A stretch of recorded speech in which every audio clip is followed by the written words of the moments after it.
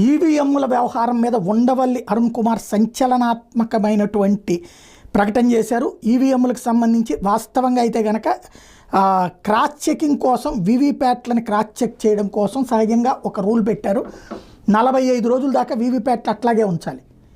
అట్లాంటిది 20 రోజులలోపే వీవీప్యాట్లను తగలబెట్టేమన్నారు. 10 రోజుల్లోపే 20 రోజుల్లోపే అట్లా చేస్తారు అన్నటువంటిది. ఏదైతే ఓ పక్కన ఈవీఎంల్లో తేడా జరిగింది. ఈవీఎంలకు 12.5% ఓట్లు ఎక్స్ట్రా నమోదైనాయి. ఆంధ్రప్రదేశ్లో 12.45%, ఒరిస్సాలో ఎక్కువ. అంటే ఎలక్షన్ కమిషన్ పోలింగ్కి చూపించిన డేటా, కౌంటింగ్కి చూపించిన డేటాలో 12.5% తేడా ఉంది అన్నటువంటి పాయింట్ ఏదైతే చెప్తూ వచ్చారో, ఆ స్థాయి తేడా అంటే ఖచ్చితంగా తేడా జరిగింది అన్నటువంటిది ఏదైతే ఆరోపణ చేస్తున్నారో ఆ అంశానికి సంబంధించి ఈ కీలకమైనటువంటి అడుగు పడుతోంది. దాన్ని విమర్శిస్తూ అట్లాంటప్పుడు ఇక్కడ ఎన్నికల పిటిషన్లు వేసినప్పుడు